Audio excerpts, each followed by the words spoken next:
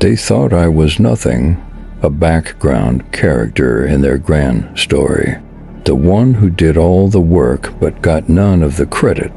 The one they dismissed with a smirk, a wave of a hand, and a condescending chuckle.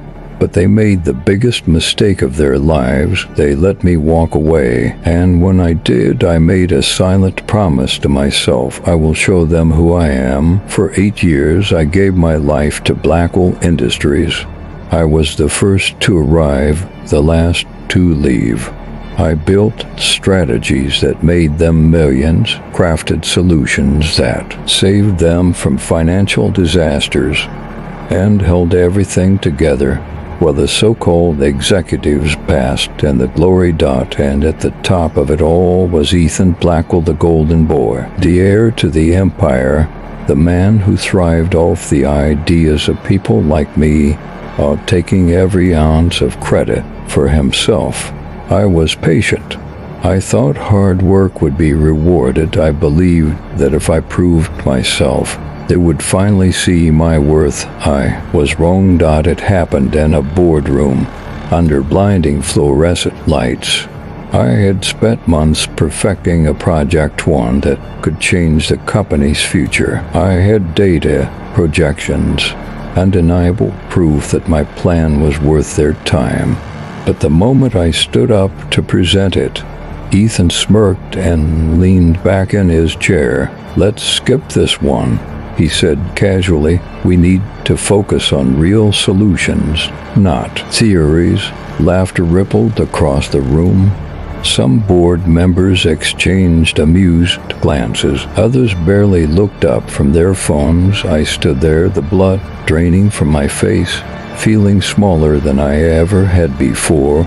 They had stolen my ideas before. They had ignored me before. But this was different. I looked at Ethan. He wasn't even paying attention. He was already flipping through the next set of slides, as if I didn't exist. And that's when I knew I was never going to be given a chance. I sat back down, silent. I clenched my fists under the table, nails digging into my palm. I didn't argue. I didn't beg. I didn't even look at Ethan, because I had already made my decision. That night I didn't sleep. I sat in my tiny apartment, staring at the city skyline, and I knew leaving wasn't enough. Finding another job wasn't enough. I needed more. I needed to take from them exactly what they had stolen from me, everything. I started small. I smiled, nodded, played the obedient worker. I was quiet, invisible, just the way they liked me. They never noticed that every late night I spent at the office, I wasn't working for them anymore. I was working for myself. I accessed files they thought were buried. I gathered information, memorized their weaknesses, studied their financials, their dirty secrets, and when I had enough, I made my first move. Rumors began to spread, tiny whispers that Blackwell Industries wasn't as stable as it seemed. Investors grew uneasy, clients hesitated. Ethan waved it off, confident as ever, oblivious to what was coming. But I wasn't done yet. The real damage came when I met with our biggest clients, the ones who trusted me more than they trusted Blackwell. I met them in quiet cafes and dimly lit offices, and I made them an offer. What if I could give you better service, more transparency? What if you didn't need Blackwell at all? They listened, and one by one, they walked away from Ethan and straight into my hands. Blackwell began to bleed. First a trickle, then a flood. Ethan panicked. He held emergency meetings, demanded answers, fired people at random, thinking he could stop the bleeding. He never suspected me. Why would he? To him, I was nothing. Until I wasn't.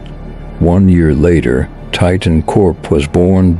My company, built on the foundation of every stolen opportunity, every dismissed idea, Every insult I had ever endured, Blackwell Industries was collapsing.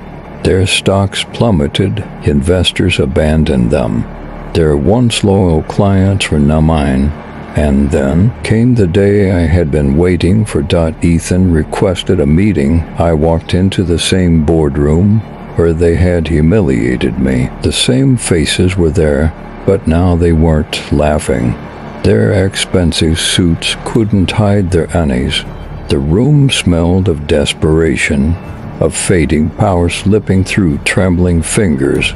Ethan sat at the head of the table just like he always had, but there was no arrogance in his posture now, no lazy smirk, just a forced, thin-lipped smile that didn't reach his eyes. I took my time walking to my seat, letting the silence stretch, letting them feel it, the weight of their downfall pressing against them. I could see beads of sweat forming on the CFO's forehead. A woman I remembered sneering at my ideas now kept her gaze down, pretending to shuffle papers.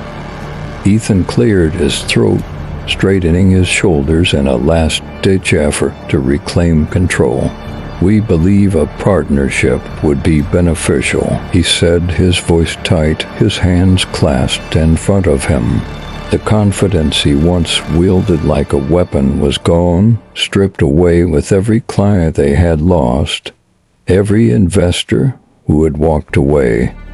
I leaned back in my chair, resting my hands on the polished mahogany table. I studied him, the way he was barely holding it together, and I let the memory of my own humiliation simmer just beneath the surface. I let them wait, because now I own this moment. "We believe a partnership would be beneficial," he said, voice tight. I let the silence stretch. I wanted them to feel it, to remember every time they had ignored me, every time they had dismissed me.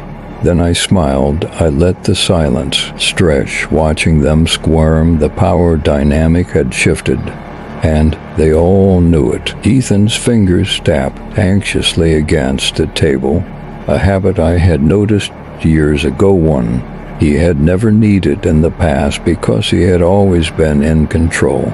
Not anymore. I took a slow breath, letting my gaze sweep over each of them, taking in the nervous glances, the tight jaws, the barely concealed panic. The same people who had once dismissed me as insignificant were now waiting for my decision, hoping, begging for a lifeline. I pushed my chair back, the sound echoing through the silent room as I stood. Their eyes followed my every move, holding on to the fragile hope that I would accept their offer, that I would be the one to save them. I smiled, but there was no kindness in it, no sympathy. "I appreciate the offer," I said smoothly, adjusting my cufflinks. "But I'm afraid we need to focus on real solutions, not theories." Ethan's face drained of color. I had thrown his own words back at him, the same words he had used to dismiss me, to humiliate me, only this time they carried the weight of consequence. This time it was his world that was crumbling. I turned and walked out, leaving them to watch their empire collapse. "He offer," I said, standing up. "But I'm afraid we need to focus on real solutions, not theories." Ethan paled. The same words he had thrown at me now hung in the air, suffocating him. But I wasn't finished. I slid a folder across the table. He hesitated before opening it, and when he did, I watched as the last bit of color drained from his face. Inside were documents detailing every shady business deal, every financial cover-up, every illegal move Blackwell Industries had made in the past decade. Things they thought were hidden, things I had uncovered in my late nights at the office. His fingers shook as he turned the pages, his breath growing shallow. When he finally looked up, his face was ashen. "This This will destroy me. I leaned in, lowering my voice to a whisper. It already has. The media tore them apart. Lawsuits piled up. The stock crashed to nothing. Ethan tried to fight it, but there was no saving Blackwell Industries. By the time I was done, they weren't just bankrupt. They were disgraced. Ethan, he lost everything, his reputation, his money, his power. It was all gone. And me. I didn't just take down Blackwell Industries. I replaced them. Titan Corp became the new giant in the industry. And every single person who had doubted me, they now worked for me. Because revenge isn't about anger, it's about power. And now I hold all of it. They had laughed at me. Now they feared me. They had underestimated me. Now they bowed to me. They had made the mistake of forgetting me once. But now they would remember my name forever.